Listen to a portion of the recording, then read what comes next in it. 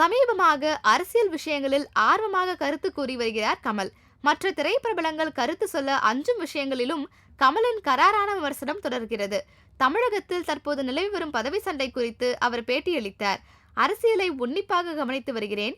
எனது கருத்துக்களை யாரும் தங்களுக்கு சாதகமாக பயன்படுத்திவிடக்கூடாது என்பதில் கவனமாக இருக்கிறேன். முக்கியமாக வன்முறையாளர்கள் கையில் என் கருத்து தவறாக போய் சேர்ந்துவிடக்கூடாது. இதுவரை என்னிடம் இருந்த கோபங்கள் இப்போது எரிச்சலாக வெளிப்படுகிறது. 40 வருடங்களாக நிறைவேற்றப்படாத கோரிக்கைகள் இங்கே இருக்கிறது. இதற்காக எந்த அரசியல் கட்சியையும் குறை சொல்லவில்லை. ஆனால் ஜனநாயக நாட்டில் அதை சுட்டிக்காட்ட எங்களுக்கு உரிமை இருக்கிறது. நாங்கள் ஆட்டு மந்தைகள் அல்ல. எங்களை மேய்ப்பதற்கு மெய்ப்பெண்களோ தலைவர்களோ தேவையில்லை. எங்களை போல் உழைக்கிற உழைப்பாளிதான் வேண்டும். ஓ பன்னீர்செல்வம், சசிகலா இருவர் மீதும் எனக்கு விமர்சனங்கள் உண்டு. பன்னீர்செல்வம் இப்போது முதல்வராக இருக்கிறார். அவரது ஆட்சித்திறனில் திறமையின்மைக்கான எந்த அறிகுறியும் தெரியவில்லை. அவர் ஏன் சில காலம் முதல்வராக நீடிக்க கூடாது? மக்களுக்கு அவரது ஆட்சி பிடிக்கவில்லை என்றால் பிறகு நீக்கிக் கொள்ளலாம்.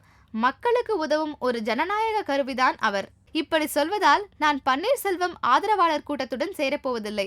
ஓட்டு போடும்போது மட்டும் விரலில் கரைப்பட்டுக் கொள்கிறேன். நான் அரசியலை சாராதவனாக இருந்தாலும் எனக்கென்று சில சித்தாந்தங்கள் இருக்கிறது. சசிகலா முதல்வராகும் யதார்த்தம் காயப்படுத்துகிறது. மக்களுக்கு எது நல்லதோ அதை ஆதரிக்கிறேன். அதனால் சசிகலா முதல்வராவதை நான் விரும்பவில்லை. இப்போதிருக்கும் சூழ்நிலையில் மோசமான இறுதி காட்சி.